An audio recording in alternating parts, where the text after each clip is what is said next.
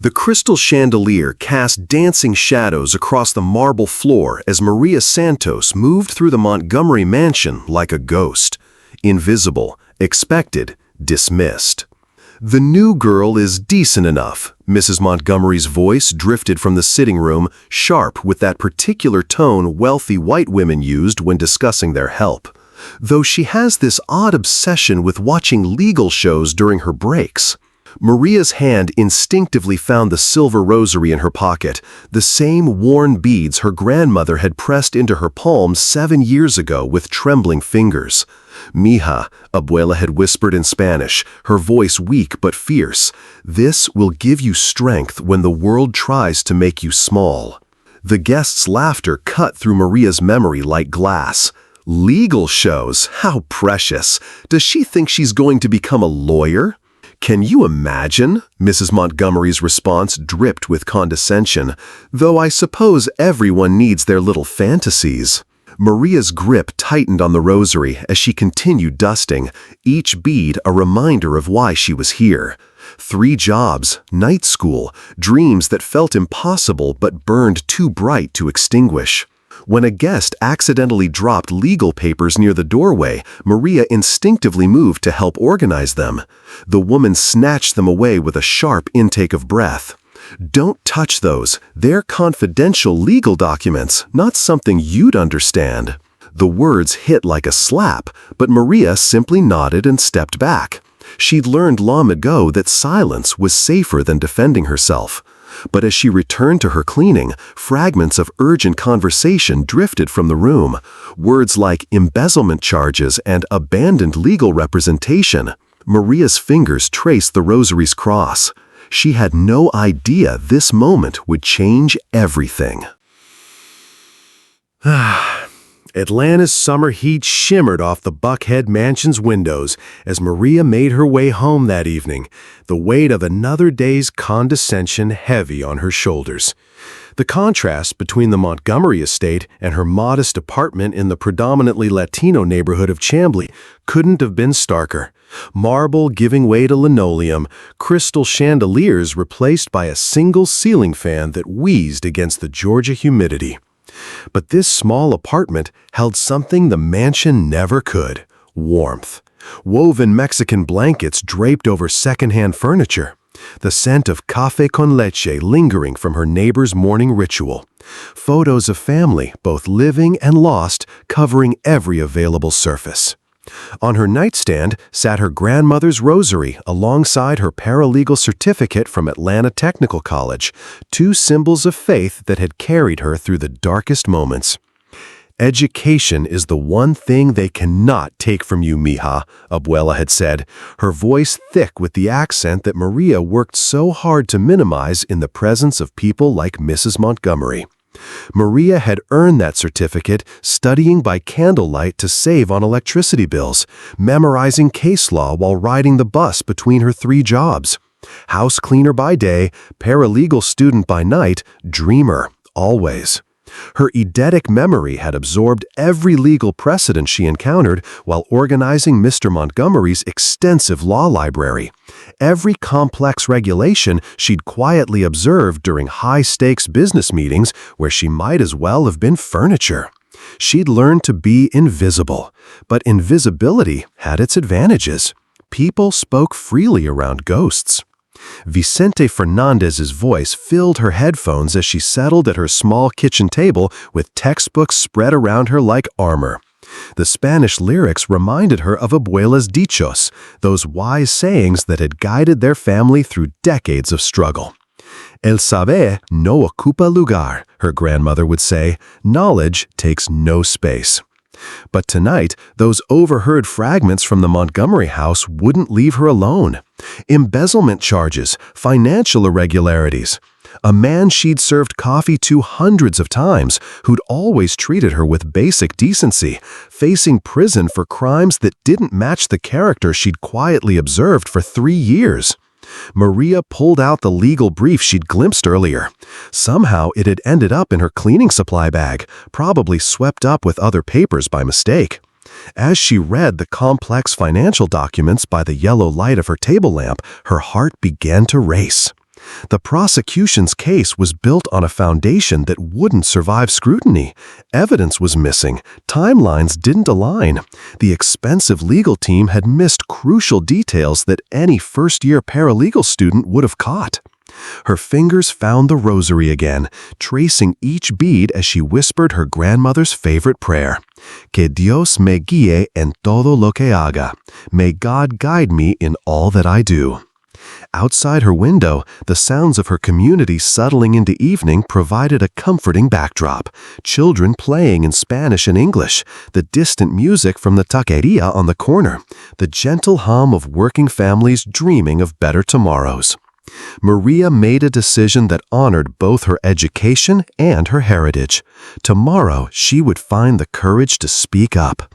The rosary caught the lamplight as she closed the legal brief, its silver surface reflecting a determination that would have made her grandmother proud. The next morning arrived with the oppressive weight of a Georgia summer storm brewing on the horizon. Maria's hands trembled slightly as she organized her findings into a neat folder, each page a carefully documented piece of evidence that could change everything. She found Harrison Wade, Montgomery's lead attorney, in the mansion's study, his expensive suit a stark contrast to her simple cleaning uniform. The irony wasn't lost on her. She was about to challenge one of Atlanta's most prestigious lawyers while wearing rubber gloves. "Mr. Wade," her voice came out smaller than intended, "I believe there's something important you should see regarding Mr. Montgomery's case." Wade looked up from his phone with the expression of a man interrupted by a mosquito. His eyes swept over her with barely concealed irritation. "Listen, sweetheart, I appreciate your enthusiasm, but legal strategy isn't something you pick up from watching TV shows." The condescension in his voice was a familiar sting, but Maria pressed forward. "Sir, I have a paralegal certificate, and I've reviewed the financial documents. There are discrepancies in the prosecution's timeline that—" "A paralegal certificate?" Wade's laugh was sharp enough to cut glass. "From where? A community college?" He turned to his assistant with theatrical exaggeration. "That's what happens when you hire help who think they understand our world. She probably watches Judge Judy and thinks she's a lawyer." The words landed like physical blows, each one designed to remind her of her place. Maria felt the familiar heat of shame creeping up her neck, the same feeling she'd carried since childhood when teachers dismissed her immigrant family's intelligence.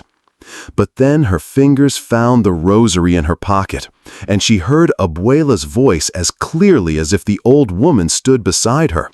"When they try to make you small, mija, remember that your worth comes from God, not from their opinions."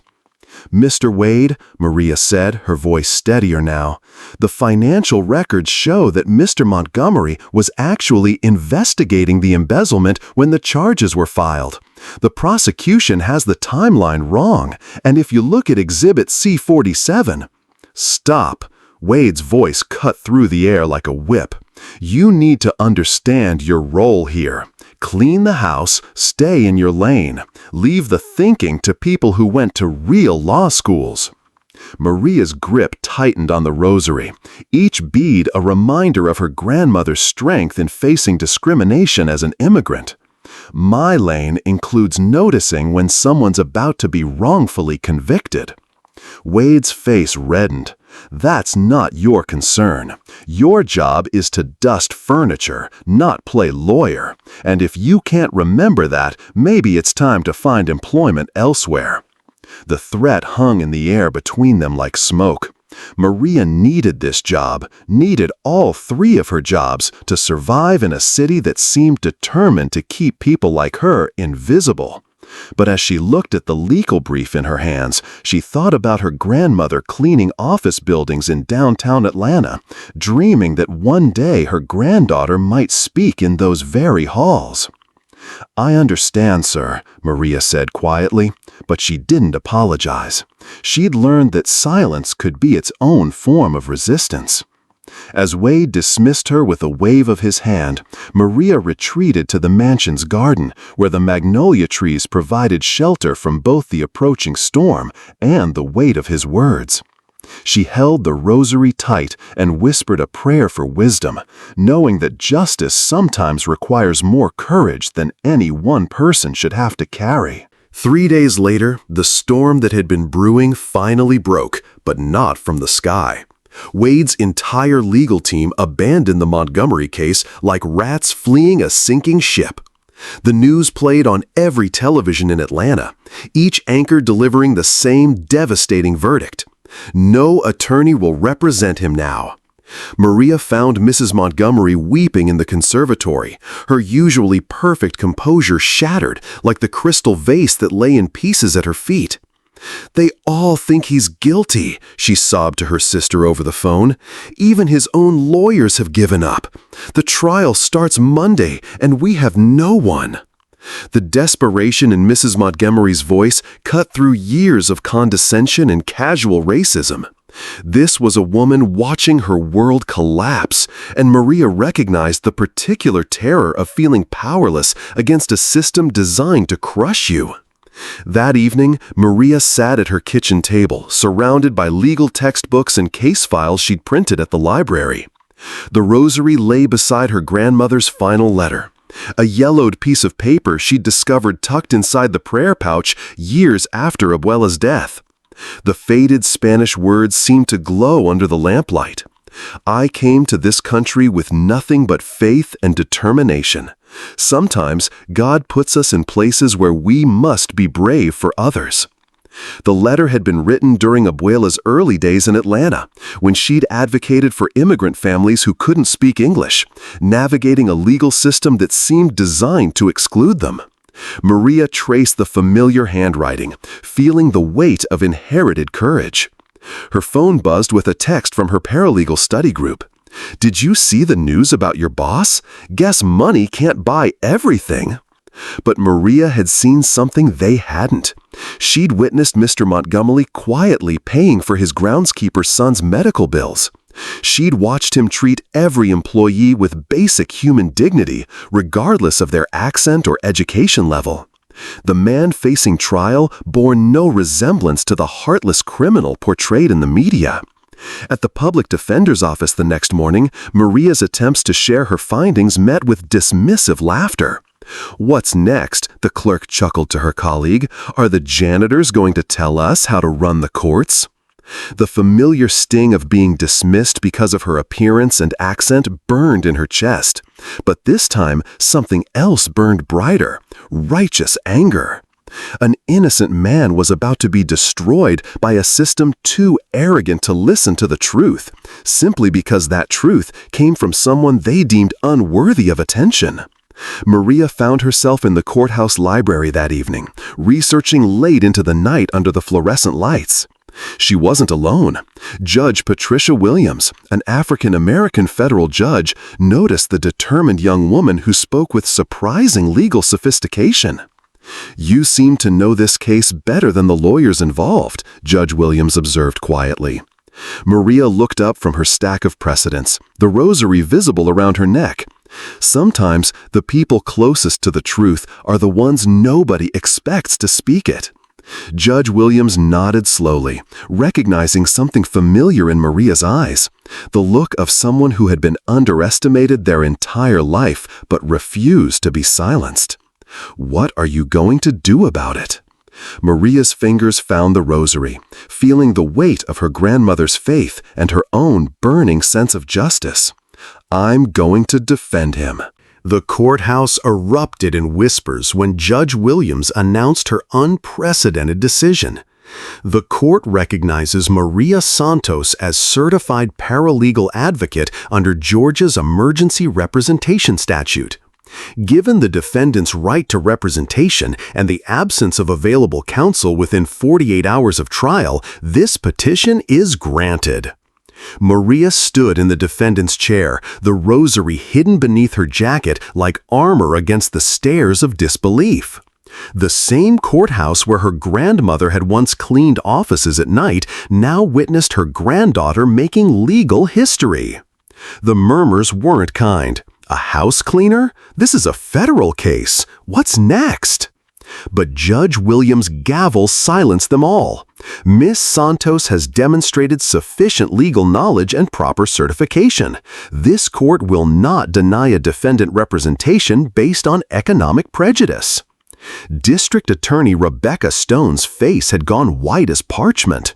Her slam-dunk case, the one that would launch her gubernatorial campaign, was now threatened by a woman she'd probably never notice in an elevator. That evening, Maria's modest apartment transformed into an unlikely war room. Her paralegal classmates arrived with boxes of research. Her neighbor brought café con leche and homemade tamales. Father Miguel from Iglesia San Jose offered prayers and the church's copy machine. Even her former community college professor drove across town with legal reference books. Mija, her elderly neighbor Doña Carmen said, pressing Maria's hands between her weathered ones, "Your abuela would be so proud. You carry the strength of all of us now." Maria placed the rosary prominently on her makeshift legal desk, a card table covered with case files and precedents. Every bead represented not just her grandmother's faith, but the accumulated dreams of a community that had been overlooked for too long. Her phone buzzed constantly. Local news wanted interviews. Spanish-language radio stations called her La Abogada del Pueblo, the people's lawyer. Social media exploded with hashtag Justicia para Todos. But in the quiet moments between the chaos, Maria remembered her grandmother's stories about advocating for immigrant families in 1980s Atlanta. Abuela's wisdom echoed in her mind. Speak with respect, but never with fear, mija. Truth doesn't need fancy words, it just needs a brave voice. The real breakthrough came at 2 a.m. when Maria discovered a pattern in the financial records that the prosecution had missed entirely. Montgomery hadn't been embezzling money, he'd been tracking it, following a trail that led directly to his business partner's illegal offshore accounts. Her hands shook as she cross-referenced bank transfers with board meeting minutes she'd helped file months earlier. The evidence was overwhelming, hidden in plain sight because no one expected a house cleaner to understand complex financial forensics. Maria leaned back in her chair, exhaustion and exhilaration warring in her chest. Around her, the sleeping forms of her volunteer legal team sprawled across her living room floor. Proof that justice wasn't just about law degrees. It was about community, determination, and refusing to accept that your background defines your limitations. She touched the rosary one more time, whispering her grandmother's favorite prayer. Tomorrow would bring the fight of her life. But tonight, surrounded by people who believed in her, María Santos finally understood what her grandmother had always known. Sometimes the most powerful weapon against injustice is simply the courage to stand up and speak truth to power. The courtroom gallery buzzed with nervous energy as Maria entered through the same doors where her grandmother had once emptied trash cans after midnight. Today, those seats were filled with faces that looked like hers. Brown faces, hopeful faces, faces that had never expected to see themselves represented in a federal courthouse. D.A. Stone wasted no time launching her attack. "Ladies and gentlemen of the jury," she began, her voice dripping with calculated disdain. "The defense wants you to believe that a house cleaner with community college training can understand complex financial crimes better than trained prosecutors with decades of experience." Maria's fingers found the rosary beneath her jacket, feeling each bead like a lifeline to her grandmother's strength. "When they attack your credentials," she heard Abuela's voice whisper, "let your knowledge speak for you. Your words carry the weight of our ancestors' struggles." Rising from her chair, Maria's hands trembled for just a moment before steadying with inherited resolve. "Your Honor, members of the jury," she began, her voice gaining strength with each word. "My name is María Santos, with the accent on the E, named after my grandmother who believed that in America, respect comes through doing right, not talking down to others."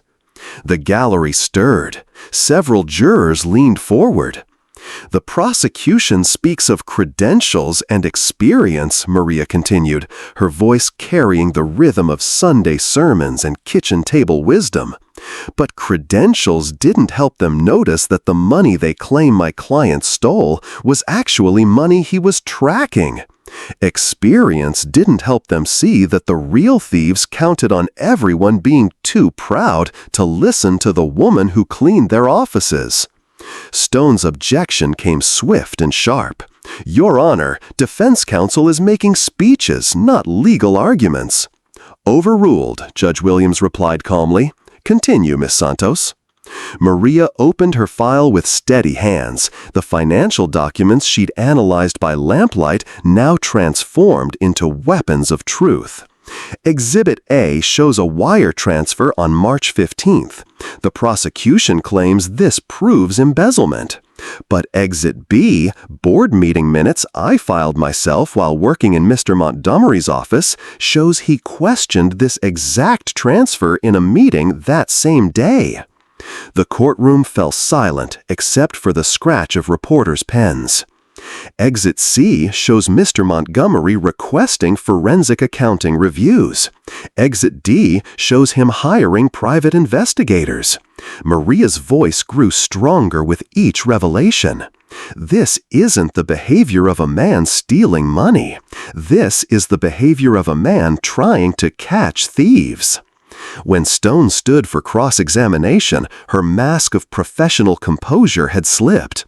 "Tell us about your education, Miss Santos. Where exactly did you study law?"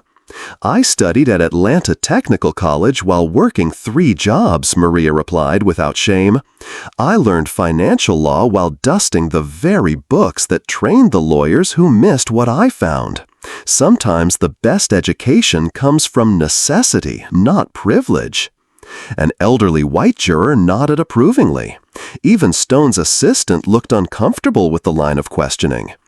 "And you expect this jury to believe that you, a domestic worker, understand complex corporate finance better than the FBI's forensic accounting team?" Maria's hand found the rosary's cross. "I expect this jury to believe the evidence, ma'am, and the evidence shows that the FBI looked at what they expected to see instead of what was actually there." The day's testimony ended with Maria's calm dismantling of the prosecution's timeline. As the court recessed, she caught sight of her community in the gallery. Doña Carmen crossing herself in prayer, Father Miguel nodding with pride, her former professor wiping away tears. Outside the courthouse, reporters surrounded her like hungry wolves, but Maria simply smiled and said, "Justice speaks for itself. Tomorrow, we'll let it finish talking." The second day of trial arrived with the weight of destiny pressing down on the courthouse steps. Maria clutched her grandmother's rosary as she walked past protesters holding signs both for and against her, some reading "Justice for All," others declaring "Know your place." Inside, the courtroom was packed beyond capacity. National news crews had arrived overnight. Legal experts filled the front rows, their skeptical faces a wall of doubt Maria would have to climb. D.A. Stone rose for her closing argument like a gladiator entering the arena, her political future hanging in the balance. "Ladies and gentlemen," she began, her voice sharp as a blade, "this defendant has hired a cleaning lady to manipulate your emotions, to make you forget that justice requires professional competence, not sympathy for underdogs." The words were designed to wound, but Maria felt something unexpected: peace. Her fingers wrapped around the rosary hidden in her palm, and she heard Abuela's final whispered words as clearly as if spoken yesterday. "You carry the strength of every woman who came before you. When the moment comes to speak truth, you will know what to say." Stone continued her assault. Miss Santos wants you to believe that 3 years of night school trumps decades of prosecutorial experience. She wants you to think that watching legal dramas while dusting furniture qualifies her to understand international finance. Don't let her background story blind you to the facts. But as Stone spoke, something beautiful happened. The jury wasn't buying it. Maria could see it in their faces. The way the elderly white man shook his head at Stone's condescension. The way the young black woman in the back row crossed her arms in defiance. The way the Latino construction worker leaned forward with recognition in his eyes. When Maria stood for her closing argument, the courtroom fell silent. She placed one hand on the evidence folder, the other touching the rosary through her jacket pocket. Mi abuela, my grandmother, used to say that justice is like water. It finds its way to the truth no matter how many obstacles try to block its path. Her voice carried the cadence of generations, strong and sure.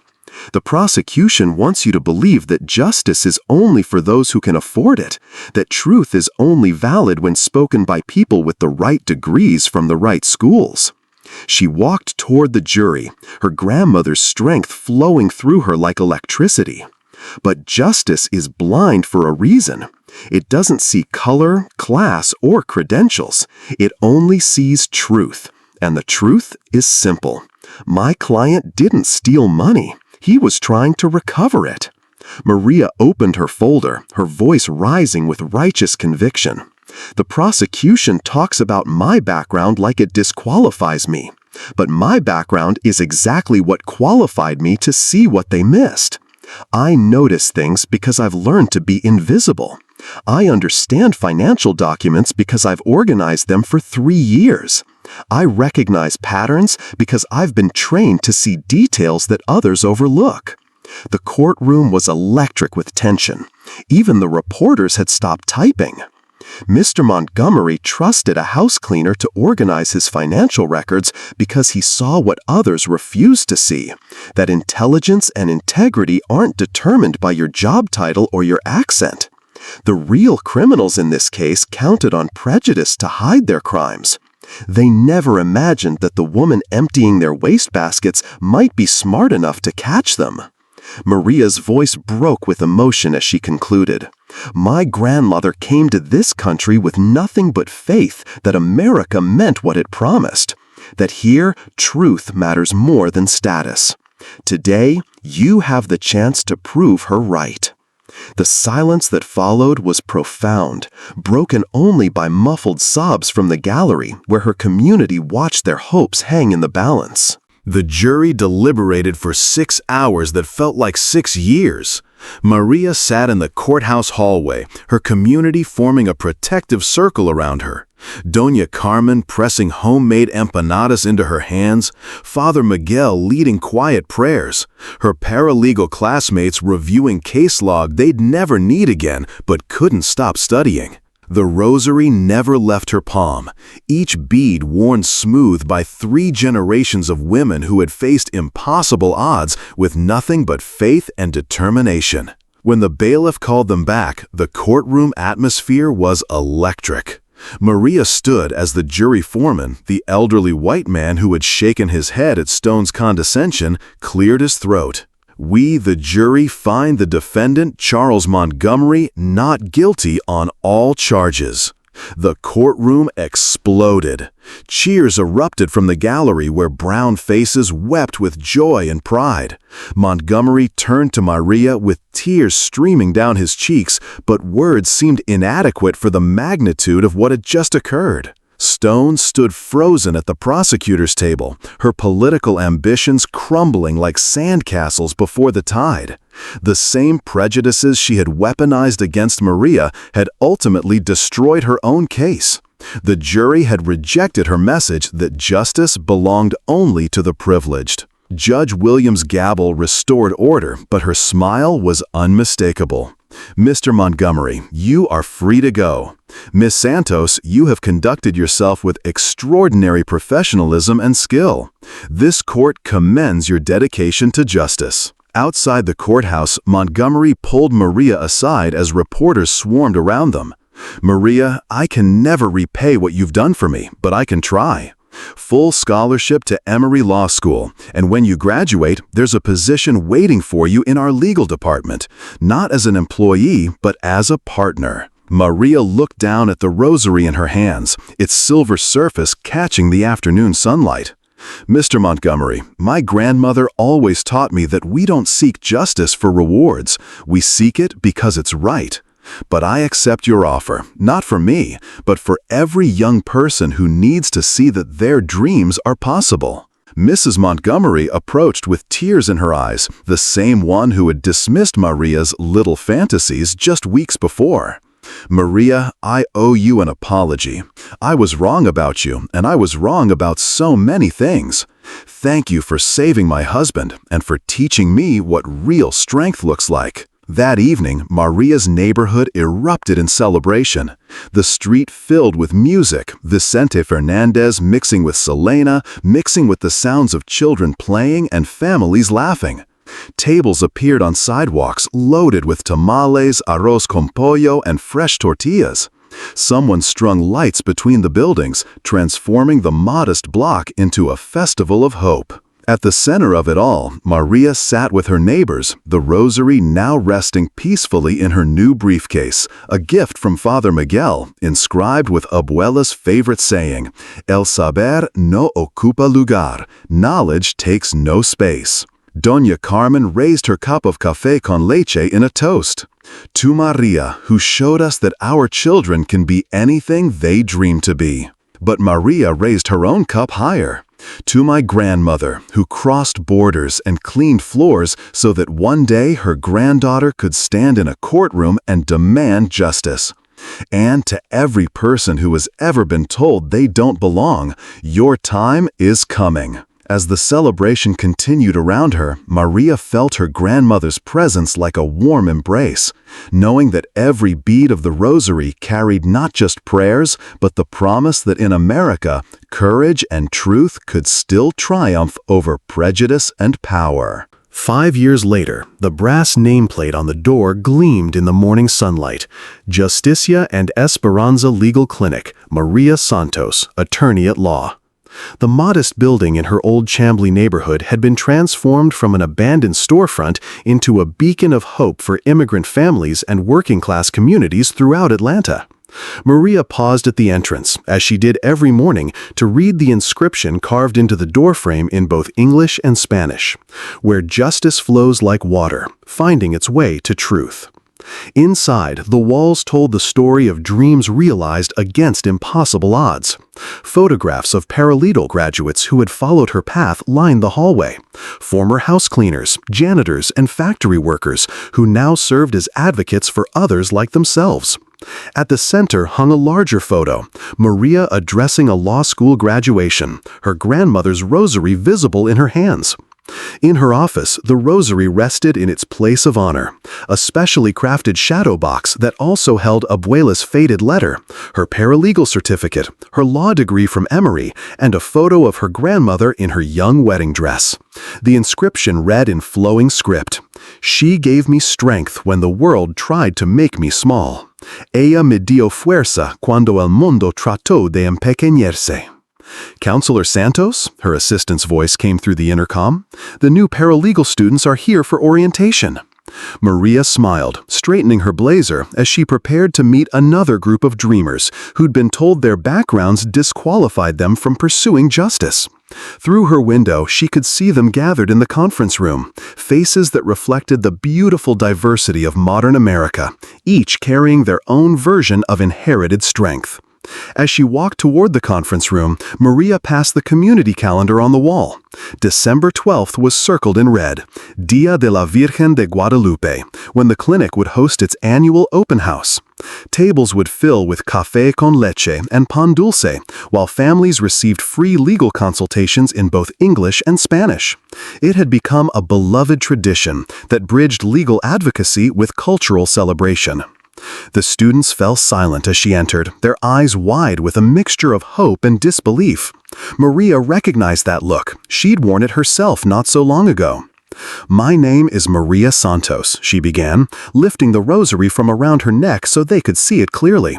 "Before I became an attorney, I was where many of you are now, told that my dreams were too big for someone like me. My grandmother came to this country with nothing but faith and determination. She worked in fields and cleaned houses so I could stand here today."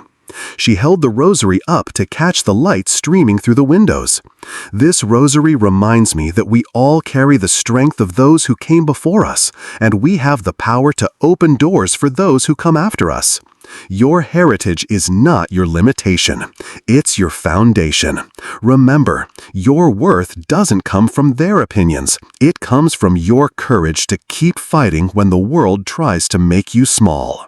A young woman in the front row, Salvadoran like Maria's grandmother, wiped tears from her eyes as she nodded with fierce determination. "Against all odds," Maria concluded, her voice carrying the weight of generations, "we stand tall, we stand together, and we stand proud. Juntos siempre." The room erupted in applause, but Maria's eyes were drawn to the shadow box in her office, where her grandmother's rosary caught the morning light like a promise that dreams, no matter how impossible they seem, are always worth fighting for. Outside, the sounds of her thriving neighborhood provided a gentle soundtrack. Children playing in both English and Spanish, the distant music from the taqueria on the corner, the hopeful conversations of families building better futures. In this small corner of Atlanta, justice truly did flow like water, finding its way to truth through the hands of those brave enough to demand it.